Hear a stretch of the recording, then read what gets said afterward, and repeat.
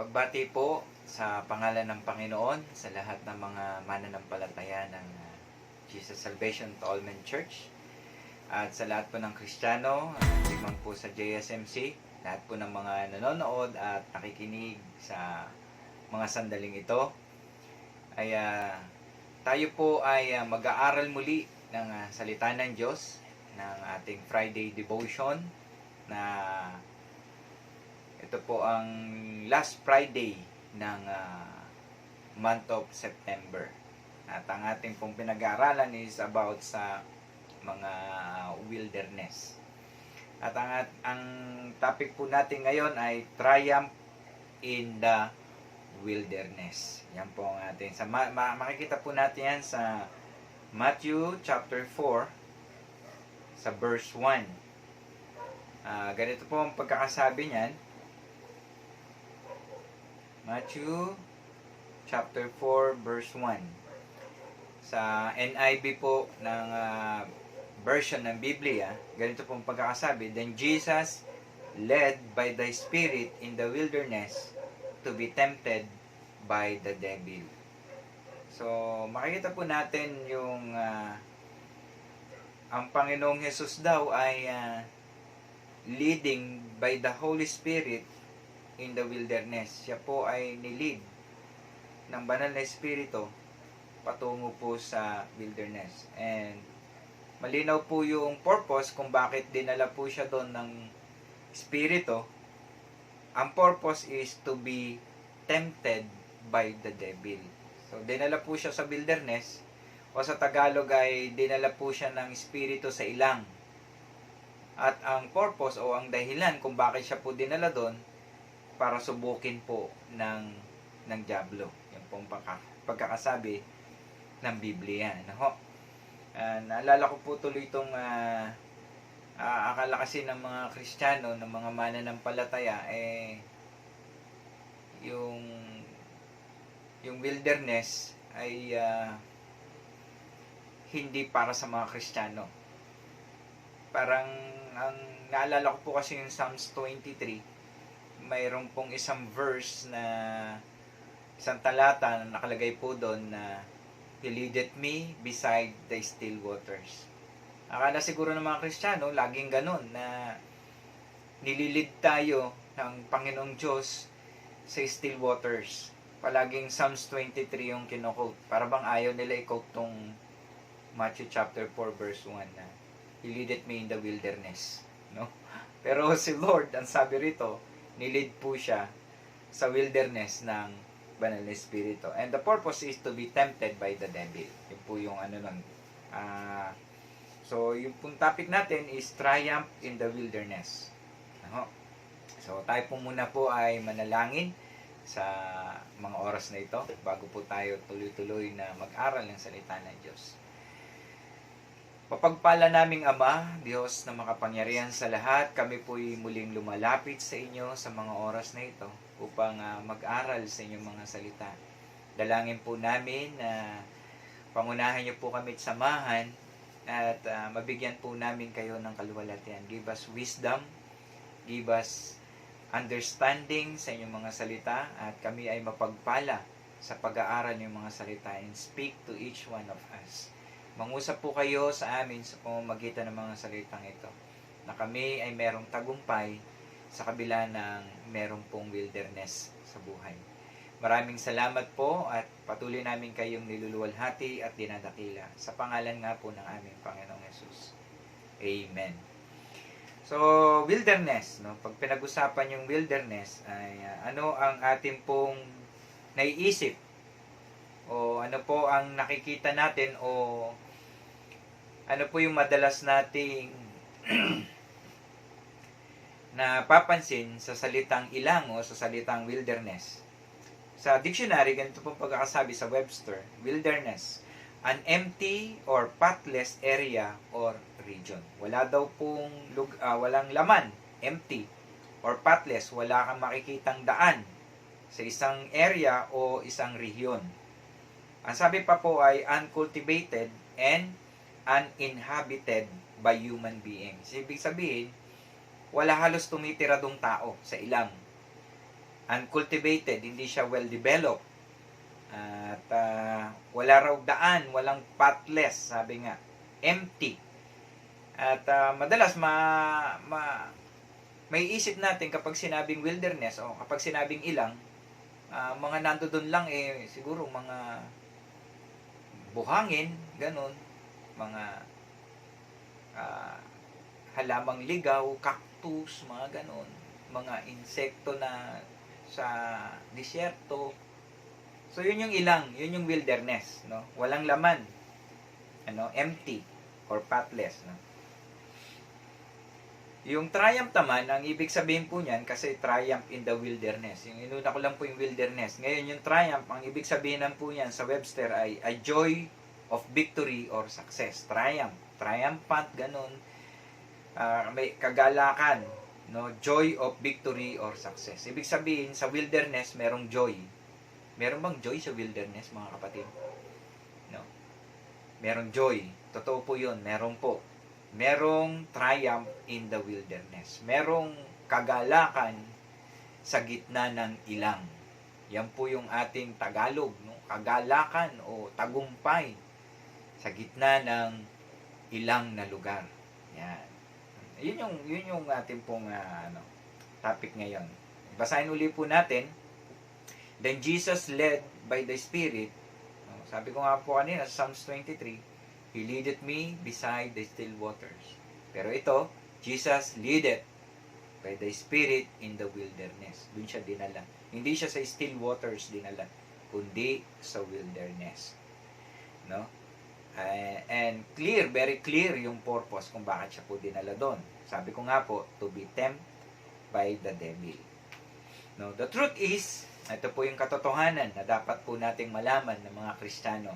Sometime, the Holy Spirit leading us to go through in the wilderness of life. Minsan po, baka nga hindi lang minsan dinadala tayo ng banal na Espiritu, nililid niya tayo. Akala natin, nililid lang niya tayo doon sa mga still waters. Hindi po. Minsan, nililid tayo ng banal na Espiritu in the wilderness of life. Para saan? Anong purpose ng Holy Spirit? To be tempted by the devil. Para tayo tuksuhin. Para tayo ay i-challenge o i-test. Ngayon, ano ang naging response? Ano ang naging attitude? Yun yung gusto ko pong makita po natin, manotice ng bawat sa atin. Ano yung naging attitude ni Jesus during the time na siya po ay nasa wilderness. Ano yung naging ugali niya, ano yung naging response niya doon sa wilderness. Jesus' attitude or response in the wilderness. Sa verse 2, mababasa po natin, NIV, after fasting 40 days and 40 nights. Excuse me po. Yung naging response ni Lord, wala pa rito yung wala pa rito yung tempter wala pa rito yung manunukso, wala pa rito yung diablo. Nasa wilderness pa lang ang Panginoong Jesus. Doon sa ilang. Ang naging response niya, doon sa ilang na pinagdalhan sa kanya ng Espiritu, ay fasting. Nag-ayuno ang Panginoong Jesus during that time. At nag-ayuno siya for 40 days and 40 nights. Anong ibig sabihin po nito? Anong ibig sabihin kung bakit nung ang Panginoong Yesus ay dinala sa ilang, ang naging response niya nung nasa ilang siya is nag-fasting po siya 40 days and 40 nights. Ano pong ibig sabihin nito?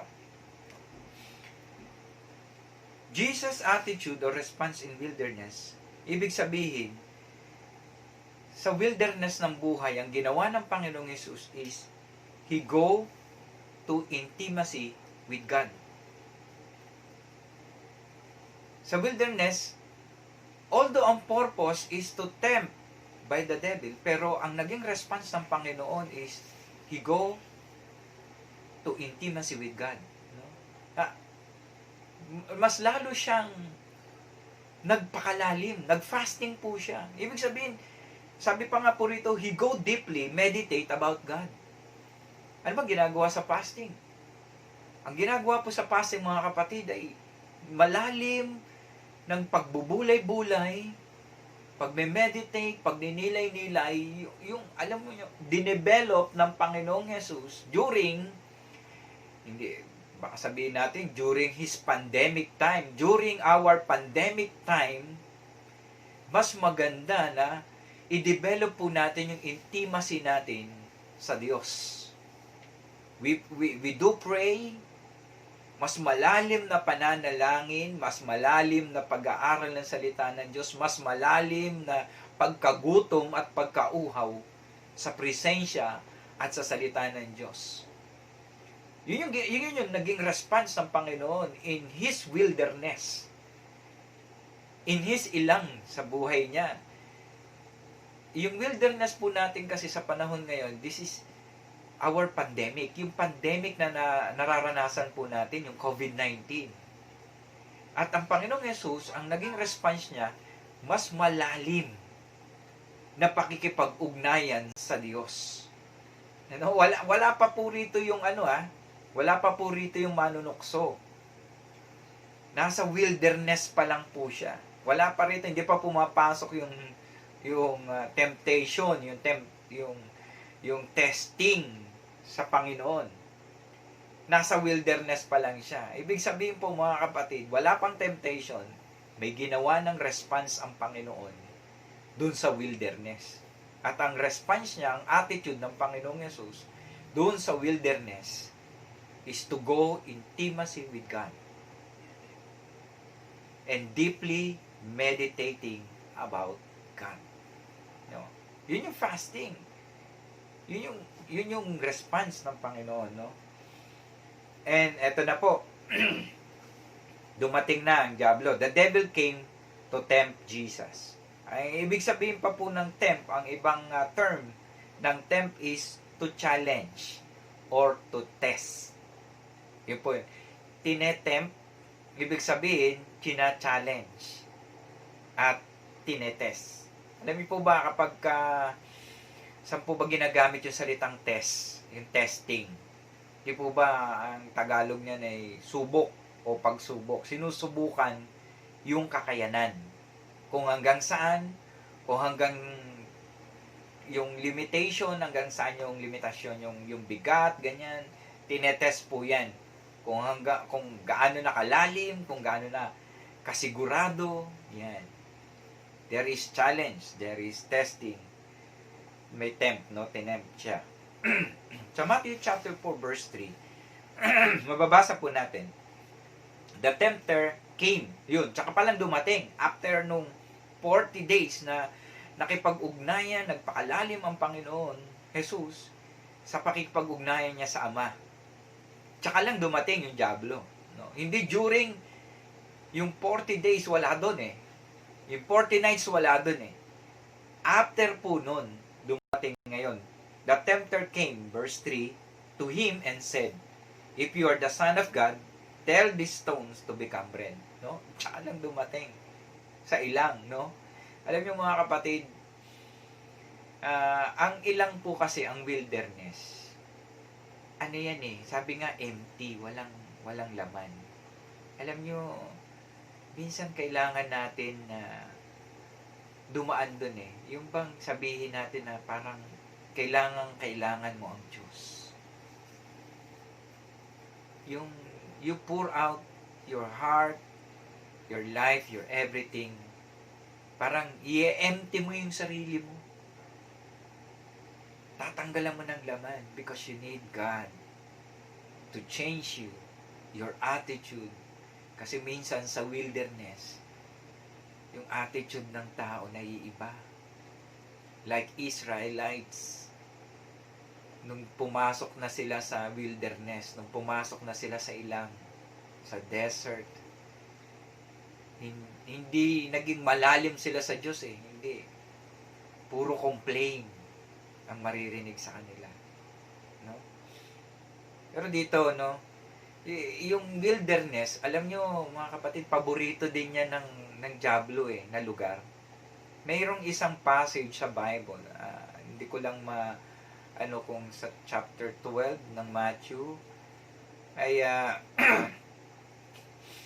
nung lumabas daw ang masamang espiritu dun sa tao, naglagalag siya sa ilang.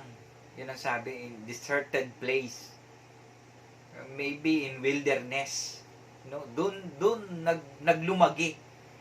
Kaya no wonder sa wilderness nandoon ang maraming masasamang espiritu na pwede nating makasalamuha, ma-meet natin, makakasalubong, kasi parang paborito nilang lugar yung wilderness eh.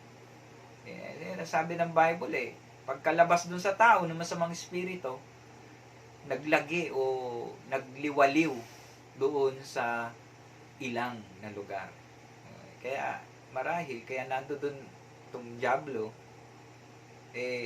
nagkataon yun, hindi lang siguro nagkataon, nandun talaga siya, lugar niya yun, to test ang Panginoon, no? Ayan. The devil came to tempt Jesus. At ang kanyang tempt o yung kanyang challenge sa Panginoong Yesus, ang challenge, ang tinesting niya kay Lord, ay yung about His identity. Kung mapapansin po natin, twice, dalawang beses, dalawang beses challenge o tines ng Diablo yung identity ng Panginoong Yesus. At madalas, mga kapatid, kapag nasa wilderness ka, yan ang itinetest ng kaaway. Tinatanong niya sa iyo kung kilala mo yung sarili mo sa harapan ng Diyos. At ano yung iyong posisyon? What is your stand sa harapan ng Panginoon? What is your position? Who you are? Your identity. Tignan po natin yung verse. Ano sabi? If you are the Son of God.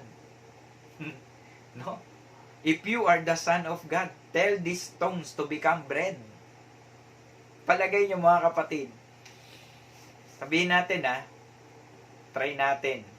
Kung ginawa ng Panginoong Jesus yung bato doon na ginawa niyang tinapay, it's really matter na anak na nga ba talaga siya ng Diyos? No? Kaya nga test Alam niyo mga kapatid, ginawa niyang bato, o ginawa niyang tinapay yung bato, o hindi niya ginawang tinapay yung bato, it's still the same.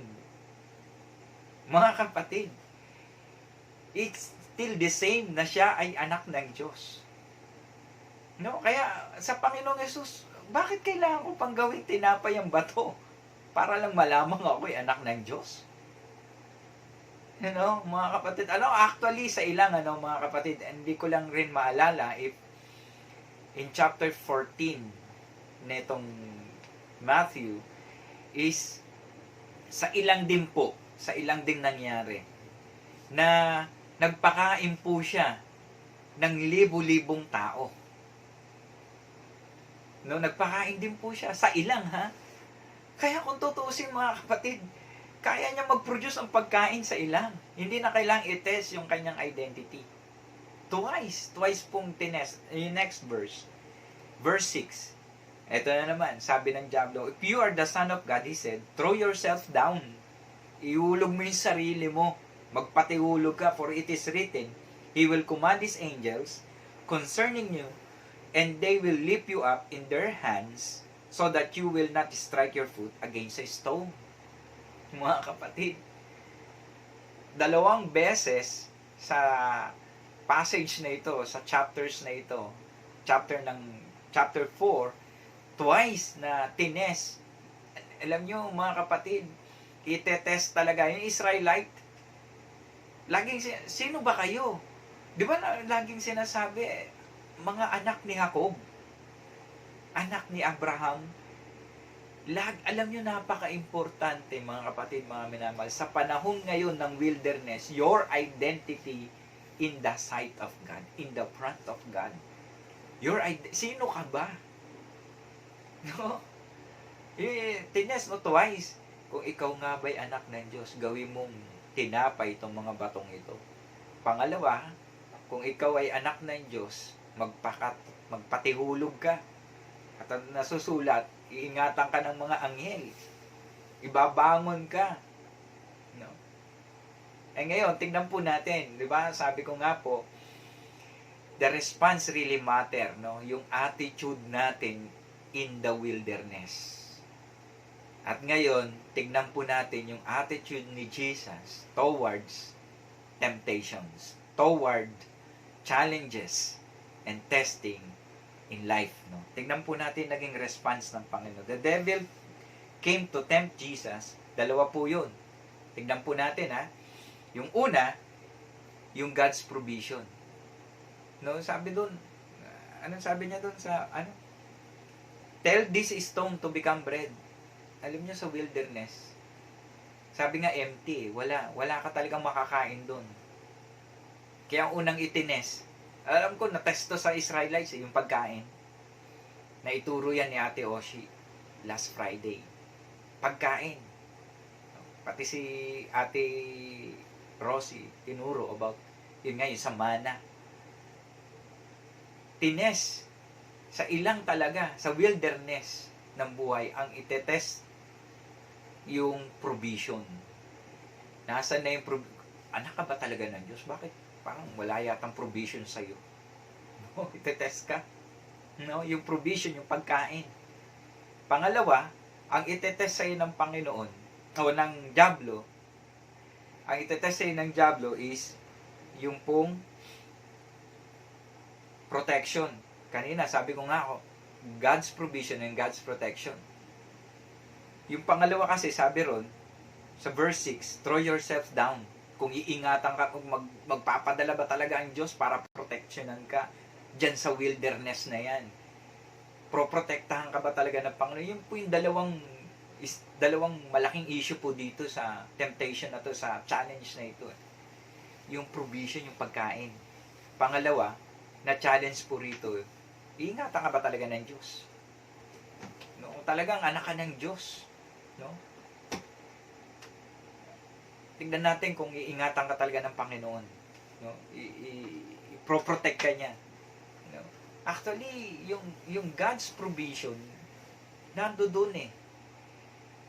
Kaya lang dapat alamin mo na kung sino ka.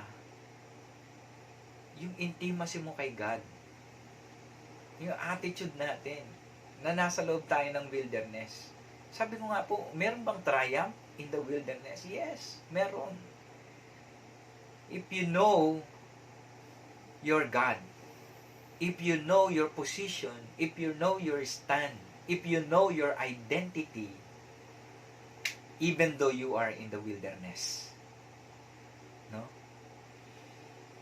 Dito makikita po natin, ano yung naging response? Doon una, sa wilderness, naging response ng Panginoon sa wilderness is to go intimacy with God. Yung nagpakalalim, no? Pangalawa, ano yung naging response naman dito ng Panginoon doon sa temptation?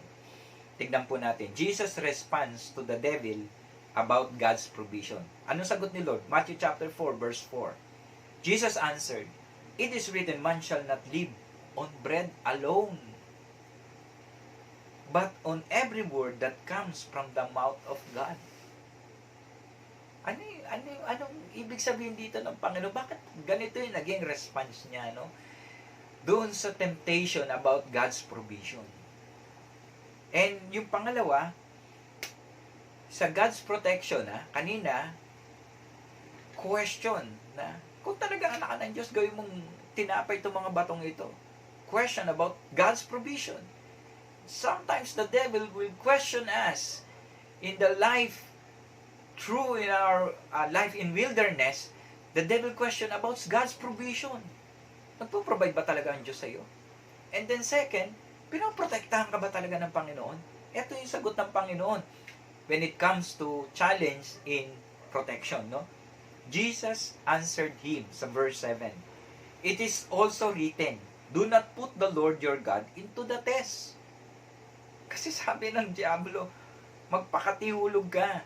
At tignan natin na sabi ng Bible, sabi na nasusulat, it is written, magpapadala siya ng anghel para ikaw ay proteksyonan at ingatan. Ito ang sagot ng Panginoon. Sa proteksyon na challenge sa kanya ng diablo, sa proteksyon na tinetest sa kanya. Anong sagot ng Panginoon sa verse 7? Do not put the Lord your God to the test. Ano po ibig sabihin nito? Ito, sa sarili ko lang pong idea. Sa sarili ko lang pong idea. Sa God's provision, sa Matthew chapter 4, verse 4, yung sagot ng Panginoon, it is written, na hindi lang sa tinapay nabubuhay ang tao. Ito po yung akin pong idea. Parang ganito yung ibig sabihin ng Panginoong Yesus. Alam mo ba? That I am here in the wilderness, not for physical food. I am here in the wilderness, but for spiritual food. I'm not after material things. I'm not after big house. I'm not after sa mga bagay sa sanlibutan ito. But I am after spiritual things. Napakaganda ng sagot ng Panginoon. Nasa wilderness daw siya, hindi para sa pagkain. Nasa wilderness daw po siya para sa spiritual na pagkain. Kapatid, baka kaya tayo nasa wilderness ngayon? Para sabihin naman sa atin ng Panginoon. Kaya tayo naririto sa ilang ng buhay.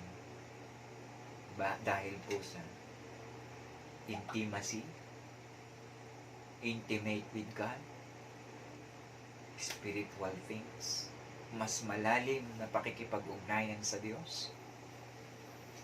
At ano yung sagot niya sa protection? Ito, nakakatuwa po yung verse 7. Sabi niya, Panginoon, sabi na, wag mo i-test. Ito po yung siguro, idea ko lang po ito. Siguro marahil, ganito yung parang paraphrase na sabi ng Panginoon sa verse 7, I am here in the wilderness to be tested. Nandito ako sa wilderness para i-test. Ang sabi rito, hindi ako naririto sa wilderness para i-test ang Diyos. No? Napakatalino ng sagot ng Panginoon. No? Parang sinasabi niya sa diablo, sinasabi ng diablo sa kanya, testingin mo nga ang Diyos. Kung talagang magpapadala siya ng anghel, kung puproteksyonan ka niya sa pandemic ng buhay na ito. Mga kapatid, ang sagot ng Panginoon, naririto tayo sa wilderness na ito para i-test kami. Hindi para i-test ang Diyos. Alam niyo mga kapatid, ang daming hamon ang ginawa ng Israelita sa Diyos during their wilderness. Yung sa ilang ng buhay nila, ang daming beses na sinubukan nila ang Diyos. Mga kapatid, ang ganda ng sagot ng Panginoon. We are here in wilderness to be tested, not to test our God. No? Yun yung sagot ng Panginoon, no? Verse 7. Una po, the devil came to tempt Jesus to challenge his identity. Wala na bagsak si Diablo sa challenge na yon. Then the next challenge, the next tempt or test is the challenge of power and authority. Challenge ngayon si Lord about the power and about authority. Tignan po natin, no? Verse 8. Again, the devil took him to a very high mountain. Dinala siya sa napakataas na bundok, no? And showed him, pinakita sa kanya, show him all the kingdoms of the world and their splendor. Ipinakita ang napakagagandang mga kaharian at ang kanilang mga kaluwalhatian. No? Pinakita sa kanya. Ano ibig sabihin nito? About power and about authority. Ano? Na ibibigay niya. Ibibigay niya sa Panginoong Yesus. Sabi rin, kaya ko itong ibigay sa iyo just to worship me. About power, about authority. Sabi, minsan maraming tao nasisilaw sa ganyan. No? Sa wilderness ng buhay, Alam ko dun sa mga Israelita sa ilang, merong natukso dyan sa power and authority. Meron. Maaring sila Aaron, sila Miriam, marami, hindi lang po sila. Natukso sila sa power and authority in wilderness. Ano? At ito, tingnan natin how Jesus responds to the devil about power and authority. Sa verse 10, ganito pagkakasabi ng Panginoon. Jesus said to him, "Away from me, Satan." No? Lumayas ka, Satanas. For it is written, "Worship the Lord your God and serve Him only." Amen. Hallelujah. No? Mga kapatid, anong ibig sabihin dito ng Panginoon? All power and all authority will bow down to God. No? O wala. Lahat. Anong kapangyarihan, anong kingdom, anong splendor na yan.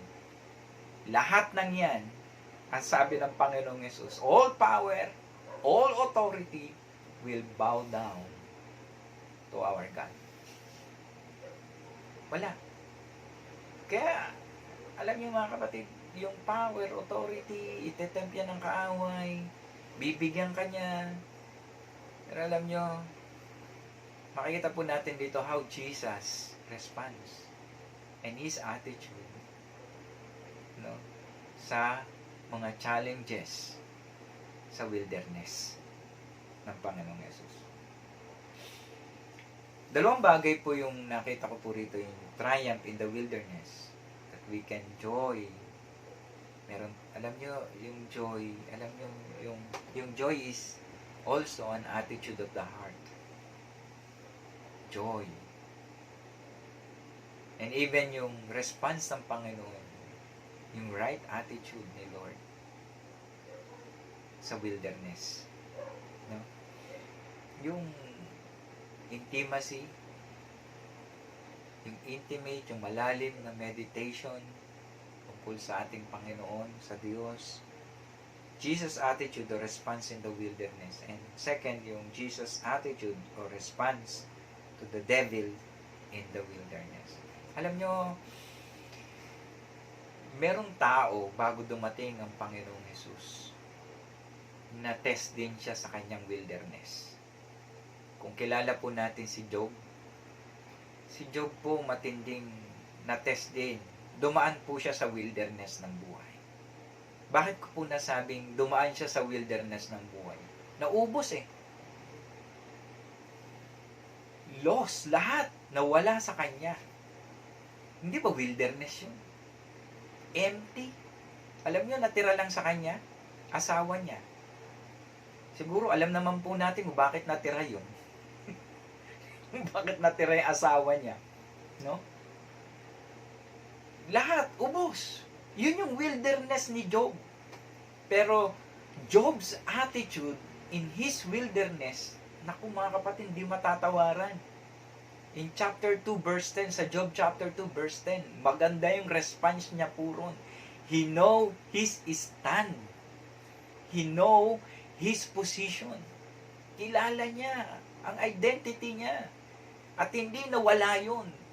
Even though, dumaan po siya sa wilderness ng buhay. Grabe po yung wilderness ni Job. Pero, he didn't lose his identity. Alam niya yung stand niya. And after Jesus, sino naman yung pwede kong example?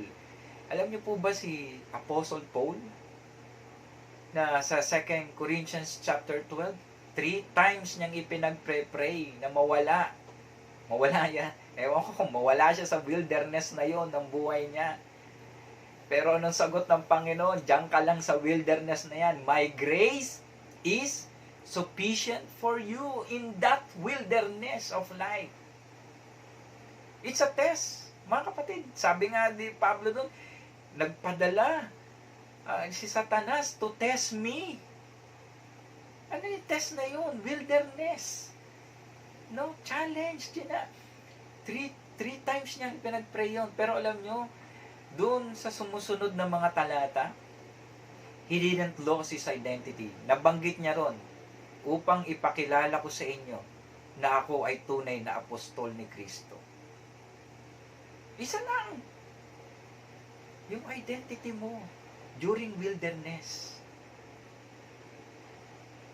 Dapat alam mo. Yung alam nyo mga kapatid, yung tamang puso, attitude ng isang Kristiyano during wilderness. Yun yung triumph. Yun yung tagumpay. Alam mo kung sino ka. Alam mo kung ano ka sa harapan ng Panginoon. Yun po yung triumph. Yun po yung joy. At least alam mo. At alam mo na may provision ng Panginoon, may protection ng Diyos. Na alam mong nasa tabi mo siya. Kilala mo siya. No? Magbabakas po ako dito sa conclusion na ito. There's an assurance of triumph in the wilderness. May assurance po ng triumph in the wilderness. Or joy and victory over triumphs and challenges in life. The secret is the right attitude of the heart towards God. An intimacy with God, our identity, our stand and position are crucial and important in the wilderness of life. Napaka-crucial po.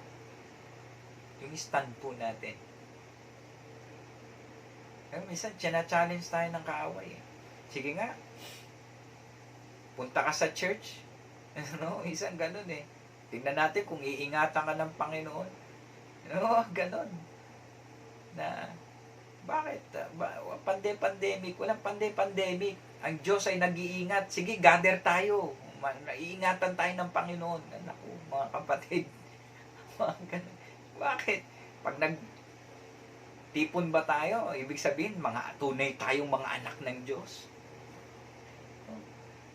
Magtipon tayo at hindi mawawala yung pagiging anak natin ng Diyos.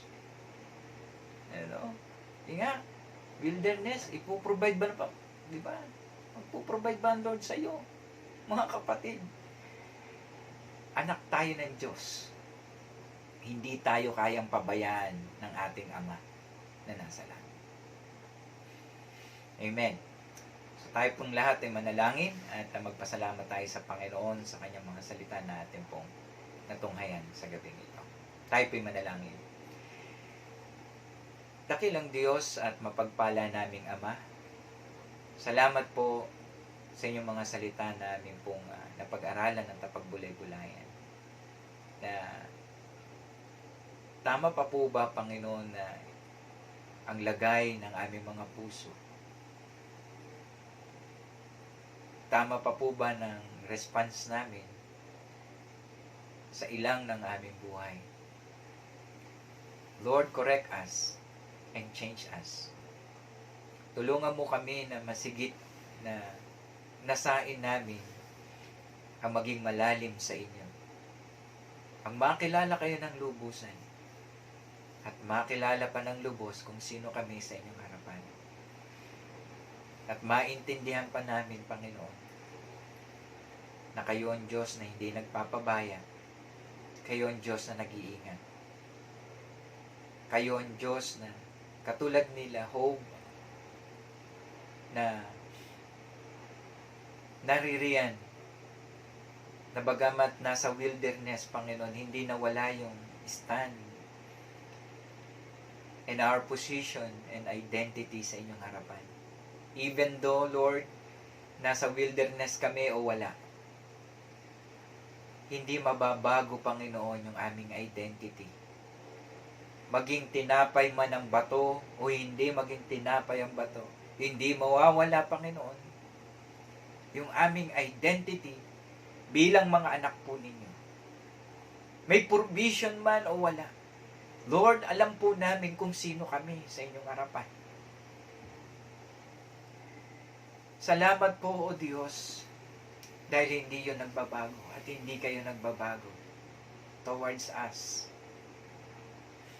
Salamat po, Panginoon, sa gabing ito.